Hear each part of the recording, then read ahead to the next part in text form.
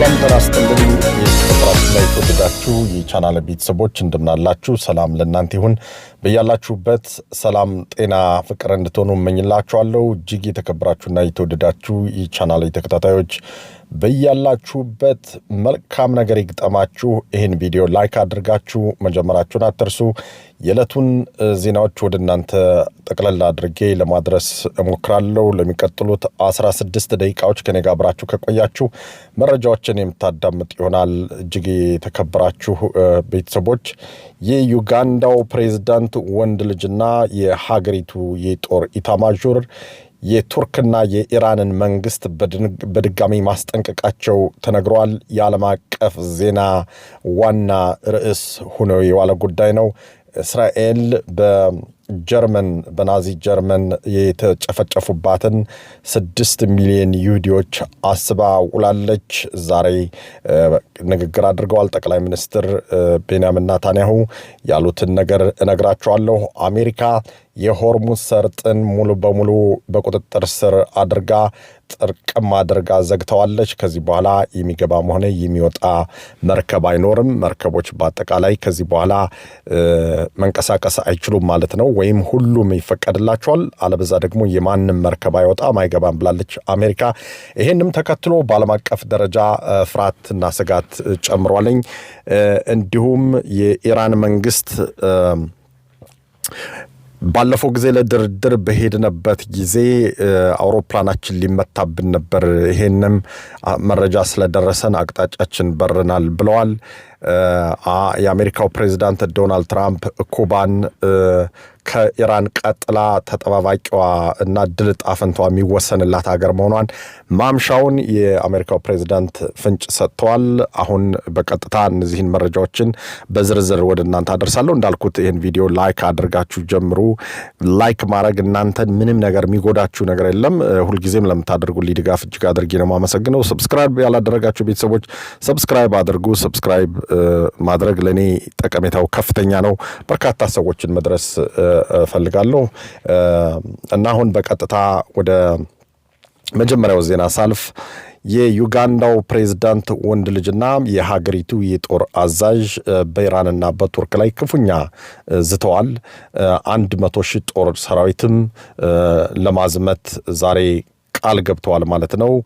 ሙሁዙ ኬነሩ ጋባ ይባላሉ። እኔ ግለሰብ የምትመለከቷቸው በፎቶ ላይ እሳቸው እንዳሉት ከሆነ ባለ 4 ስታር ጄኔራል ናቸው። የዩጋንዳው ዕውቁ ፖለቲከኛ ዮዌሪ ሙሴቬኒ ልጅ ናቸው እና የሀገሪቱ የጦር አዛዥ ናቸው። የሀገሪቱን ጦር የሚያዙት እሳቸው ናቸው እና ለቱርክ የ30 ቀን ቀነ ገደብ አስቀምጠውላታል። $1 ቢሊዮን እንድትከፍል፣ አለበዛ ግን ችግር ነው ብሏል። በተጨማሪም ደግሞ የቱርክ መንግስት በአስቸኳይ ሚስት ፈልጎ ቆንጆ የምትባለውን ሴት ከቱርክ እንዲያመጣ ተናግረው ዛሬ ዓለምን አስደምመዋል። በእርግጥ ፖስት ያደረጉት ቅዳሜ ዕለት ነው። ነገር ግን የመገናኛ ብዙሃን በሰፊው እየዘገቡት የሚገኘው ዛሬ ነው። እሳቸው እንዳሉት እንግዲህ $1 ቢሊዮን እና ቆንጆ የተባለችውን ሴት በሀገሪቱ እንዲሰጣቸው የጠየቁበት ዋነኛው ምክንያት አልሸባብን እኛ ተዋግተን ለ2 ክፍለ ዘመን ለ2 10 ዓመታት፣ ነገር ግን ቱርክ አሁን መጣ የኮንስትራክሽን ካምፓኒዋን ይዛ መጣ በወደቡም በኮንስትራክሽንም እንዳለ እዛ ሀገሪቱ ውስጥ ያለውን ኢኮኖሚ የተቆጣጠረችው እሷ ናትና ይሄን መጠቀም የነበረብን እኔ ነኝ ነው የሚለው። በነገራችን ላይ በጣም መፍቀረ እስራኤል ናቸው። እንደምታዩቸው እስራኤልን በጣም የሚወዱ ግለሰብ ናቸው እና ምንድነው ያሉትኝ ወደ 100,000 የሚጠጋ ጦር ወደ እስራኤል እናዘምትና ኢራንን በቀናት እንቆጣጠራታለን። እንደውም 1 ክፍለ ጦር ወይም 2 ክፍለ ጦር 2 ብርጌድ በቀጥታ ኢራንን ሊቆጣጠር ይችላል ብለዋል። የዩጋንዳው ወንድ ልጅ የዩጋንዳው ፕሬዝዳንት ወንድ ልጅ ዮዌሪ ሙሴቬኒ ልጅ ናቸው። በጣም መፍቀረ እስራኤልና ለእስራኤል በጣም ከፍተኛ የሆነ ፍቅር ካላቸው የአፍሪካ መሪዎች መካከል አንደኛ ናቸው ነው የሚባሉትና ግለሰቡ ከዚህ በፊትም ለጣሊያኗ ጠቅላይ ሚኒስትር እንዲሁ የ100 ላም እንትን ጠይቀው ነበር። በቃ ጠቅላይ ሚኒስትር ሜላኒን 100 የጥገት ላሞችን ሰጥቼ ላግባት ብለው ከፍተኛ የሆነ በሁለቱ ሀገራት መካከል በጣሊያንና በዩጋንዳ ከፍተኛ የሆነ ጭቅጭቅ ተነስቶ ነበርና እሳቸው እንግዲህ እንዳሉት ከሆነ ተርኪ ወይም ቱርክ የሶማሊያን ወደብ ይዛ እየበጠበጠች ነው አካባቢውን። ፕላስ ደግሞ ያን ወደብ ለኛ ነው የሚገባን እንጂ ቱርክ ምን አገብቷት ነው? እኛንን 20 ዓመት አልሸባብን የተዋጋን። ስለዚህ ቱርክ በአስቸኳይ $1 ቢሊዮን ታምጣ። ከዛም በተጨማሪ ደግሞ ቆንጆ ሚስት ከቱርክ እንድታመጣ ተብላለች። ቱርክ እንግዲህ የቱርክ መንግስት ጥያቄውን ተሳልቆበታል። ነገር ግን ከ30 ቀን በኋላ የሰጡት 30 ቀን ነው። በዚህ 30 ቀን ውስጥ ቱርክ $1 ቢሊዮን ሚሊዮን አይደለም ቢሊዮን ውዝ ቢ $1 ቢሊዮን አምጥታ ከዛ ቆንጆ ሴት ካላመጣች በስተቀር ያለንን ግንኙነት 100% እናቋርጣለን ከቱርክ ጋር ብለዋል። ይሄ በጣም የበርካታ ሀገር ሚዲያዎች ሲዘግቡት የዋለው አስገራሚ ነገር ነው። የተከበራችሁና የተወደዳችሁ የቻናሌ ተከታታዮች እንግዲህ በጣም ከግብጽ ጋር መዋጋት አንፈልግም። ከቱርክ ጋር መዋጋት አንፈልግም። ምክንያቱም በጣም እንጎዳቸዋለን። እኛ ጦር ከነሱ ጋር ሲነጻጸር በጣም ኃይለኛ ነው ብለዋል።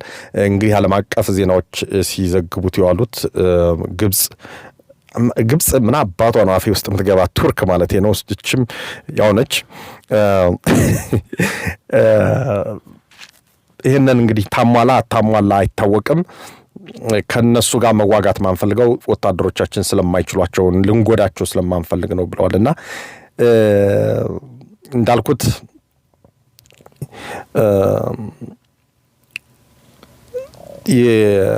የዩጋንዳ ባለም አቀፍ ደረጃ 107 ላይ ነው የምትገኘው በግሎባል ፋየር ፓወር። እንግዲህ ግለሰቡ ምን እንዳሰቡ አይታወቅም። ይነቨር ነው ምን ሊፈጠር እንደሚችል አይታወቅም። እና ይሄን ጉግል አድርጋችሁ ማየት የምትችሉት ነገር ነው። እኔ የፈጠርኩት ምናምን አይደለም።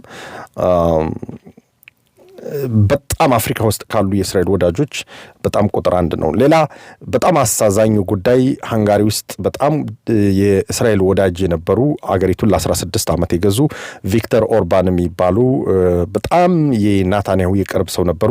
በምርጫ ተሸንፈዋል። ነገር ግን ይሄ በስሉ ላይ የምትመለከቷቸው ግለሰብ አሁን አዲስ የተመረጡ ናቸው። ከእስራኤል ጋር ያላቸውን ግንኙነት ለማስቀጠል ነገር ግን የዓለም አቀፉን የአይሲስ የኢንተርናሽናል ክሪሚናል ኮርት ጆይን ለማድረግ ለመቀላቀል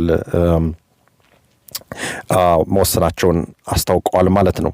እንዳልኩት የዩጋንዳውን በተመለከተ 100 የወተት ላም ወይም የጥገት ላም ልንላችሁ ይችላል ለጠቅላይ ሚኒስትሩ ጆርጃ ሜሎኒ እሰጣለሁ እሷን ካገባችኝ ምናምን ብለው ፕሮፖዝ አድርገው ነበር። እና ምንድነው የሚሉት?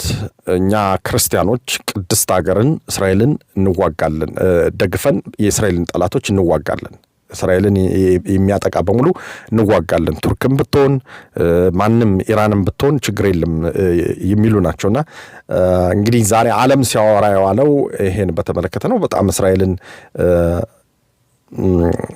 በጣም ነው የሚወዱ ማለት ነው እኒህ የዩጋንዳው ፕሬዝዳንት ዮዌሪ ሙሴቬኒ ልጅ። በሌላ በኩል የአሜሪካ ፕሬዝዳንት ዶናልድ ትራምፕ የሆርሙዝ ሰርጥን ጥርቅም አድርገው ዘግተዋል። የማንም ሀገር መርከብ ከዚህ በኋላ በሆርሙዝ ሰርጥ ነዳጅ ጭኖ ኢራን ፈቅዳለት የምታልፍ መርከብ አይኖርም፣ ወደ ኢራን የሚገባ አይኖርም። ኢራን 100% በአሜሪካ መርከብ ቁጥጥር ስር ውሏል። አሜሪካ በአካባቢው ተጠምዶ የነበረውን የኢራንን የባህር ላይ ፈንጅ እያጸዳ የሚገኝ 2 ዲስትሮየር የሚባሉ መርከቦችን መላኳንና ስራ መጀመሩን አስታውቃለች። ኢራኖቹ ግን ይሄ ሪፖርት ውሸት ነው ብለዋል። ነገር ግን የአሜሪካ መርከብ የጦር የጦር መርከቦች በአካባቢ በኢራን ላይ ማዕቀብ መጣላቸውና ሌሎችም እንዳይገቡ እንዳይወጡ ማድረጋቸው የለየለት የባህር ላይ ውንብድና ነው ሲሉ ነው ዛሬ የኢራን ባለስልጣኖች የገለጹትኝ። በሌላ በኩል እንዳልኩት የአሜሪካው ፕሬዝዳንት ዶናልድ ትራምፕ ኢራን ድርድር ላይ ደርሳ የኒውክሌር ዩራኒየሟን ካላስረከበች በስተቀርና አሜሪካ ያቀረበችውን ቅድመ ሁኔታ ማታሟላ ከሆነ በጠቅላላ ጦርነቱ እንደሚቀጥል ዛሬም ዝተዋል። ነገር ግን በተደጋጋሚ ኢራኖቹ የመደራደር ፍላጎት እንዳላቸው ተናግረዋል። የአሜሪካው ፕሬዝዳንት መልእክተኛ የነበሩትና ስፔሻል ኤንቮይ እንዲሁም ደግሞ የአገሪቱ ምክትል ፕሬዝዳንት የነበሩት ጄዲ ቫንስ በበኩላቸው እንደተናገሩት ከሆነ ጄዲ ቫንስ ኢራኖቹ በድርድር ላይ የነበሩት ብቻቸውን ውሳኔ መስጠት አይችሉም፣ የአገሪቱ ፖለቲከኞች የተከፋፈሉ ናቸው ብለዋል ማለት ነው። ኢራን በተመለከተ ያለኝ መረጃ ይሄ ነው። በሌላ በኩል ደግሞ የኩባ መንግስት በአሜሪካ በተለይ በዶናልድ ትራምፕ አይን በጥሩ እይታ የሚታይ አይደለም። የሚቀዳው ነዳጅ የለውም፣ በሙሉ ማዕቀብ ተጥሎበታል። አገሪቱ ተከባ ነው የምትገኝ። ወደ ኩባ ማዕቀብ ጥሶ ሊሄድ የሚችል የትኛውም መርከብ አላስገባም ካሉ ከራርሟል ፕሬዚዳንት ዶናልድ ትራምፕ። እና እሳቸው አሁን የሚሉት ምንድነው የኢራንን ጉዳይ ሴትል ካደረግንና ከጨረስን በኋላ ቀጣዩዋ ኩባ ናት ብለዋልና ጦርነቱ በዚህ በኢራን ብቻ የሚያቆም አይደለም፣ ወደ ኩባ ይመለሳሉ ማለት ነው። በሌላ በኩል የእስራኤል መንግስትና እስራኤል ዛሬ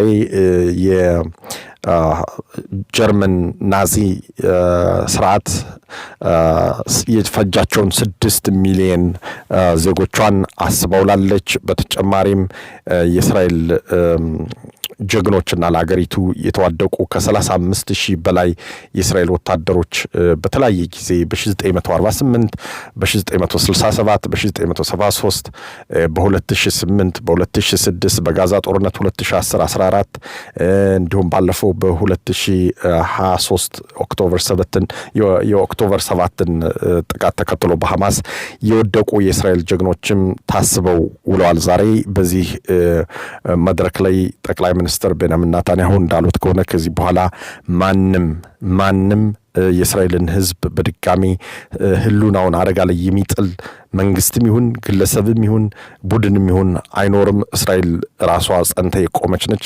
ከዚህ በኋላ ማንም እንደፈለገ የሚያሳደን የሚገለን ምናምን ዜጎች አይደለንም።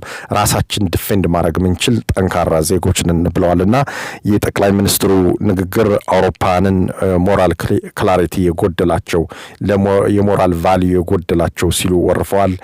በሌላ በኩል ደግሞ የትናንቱ ያንን የቱርኩን ፕሬዝዳንት ታይፕ ኤርዶዋንን በአስቀያሚ ቃላት ተናገሩ ያልኳችሁ ሚኒስትር ኢታማር ቤንጋቪር በዛሬው ዕለት ደግሞ ጀርመን በእስራኤል በሊባኖስ ላይ የምታደርገውን ጦርነት ማቋረጥ አለባት የሚል ትዕዛዝ የሚመስል ነገር መናገራቸውን ተከትሎ ለሁለተኛ ጊዜ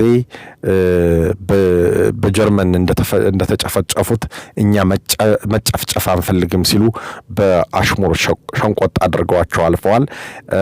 እንግዲህ በቀጣይ ቀናት ሊኖሩ የሚችሉ አዳዲስ ነገሮች ይፈጠራሉ። እነሱ ምንድነው? በኢራን በኩል ያሉ ለምሳሌ ማዕቀብ ጥለው ሊያልፉ የሚችሉ የነ ቻይና የነ ሩሲያ የሌሎችም ሀገር መርከቦች በአካባቢው የአሜሪካን ወታደራዊ ብሎኬድ ይሉታል ወይም ደግሞ ማዕቀብ ነው። የመርከብ እንዳይንቀሳቀስ እገዳ መጣል ነው። እገዳ ልንለው እንችላለን። ብሎኬድን በትክክለኛው አማርኛ እገዳ ሊሆን ይችላል ማለት ነው። ስለዚህ ይሄንን ጥሻ አልፋለሁ የሚል የትኛውም ሀገር ዜጋ መርከብ ካለ እንግዲህ አሜሪካ ወይ ልትወርሰው ትችላለች ወይ በርካታ ነገሮች ሊደርስበት ይችላልና ወይ ደግሞ ኢራን በመካከል ዛሬ ወይ ነገ አድረን ስንነሳ ጥቃት ተፈጽሞባት ወይ ፈጽማ ጦርነቱን ሊጀምሩት ይችላሉ። እስካሁን ድረስ እንግዲህ ለ2 ሳምንት የተደረገው የተኩስ አቁም ስምምነት አሁንም በፓኪስታን መንግስት ጥረት ሁለቱን ሀገሮች ለማስማማት እየተደረገ ያለ ጥረቱ የት ላይ ይደርሳል የሚለውን አብረን የምናየው ነው እና እስካሁን ድረስ ያለው የአሜሪካ እና የኢራን ወታደራዊ ግጭት ወዴት ያመራል የሚለው ነው። አሁን የዓለም አይኖች በሙሉ አሰፍስፈው እየተመለከቱ ያሉት አይኖች ሁሉ ወደ መካከለኛው ምስራቅ ናቸውና ምናልባት እስራኤል ያልጨረሰችው ነገር ስላለ ልትጀምር ትችላለች። ኢራን ወደ እስራኤል ሰርፕራይዝ አታክ ልታደርግ ትችላለች ወይም ደግሞ ሌሎችም ነገሮች ሊፈጠሩ ይችላሉ። እነ ዮርዳኖስ እነ ኩዌት እነ ካታር በእነሱ አካባቢ ኢራን የምታደርገውን ማስወንጨፍ አሁንም አልፎ አልፎ እንደ ድሮ ተጠናክሮ ይቀጥል አይደለም እንጂ ወደ ሳውዲ አረቢያ ተተኩሳለች። እንግዲህ እነዚህን መፍትሄ አግኝተው የምናይበት ነገር ይሆናል። አለበዛ ጦርነቱ ደግሞ ተቀጣጥሎ ወደ ሶስተኛው ዓለም ጦርነትም ሊያመራም ይችላል። ይኔቨር ነው። ጦርነት ሲጀመር ኦክቶበር 7 ጋዛ ያሉት አሸባሪዎች እነ ኢራን ይሄ ይመጣብናል ብለው አላሰቡም። ይሄን አላሰቡትም ነበር፣ አላገናዘቡትም።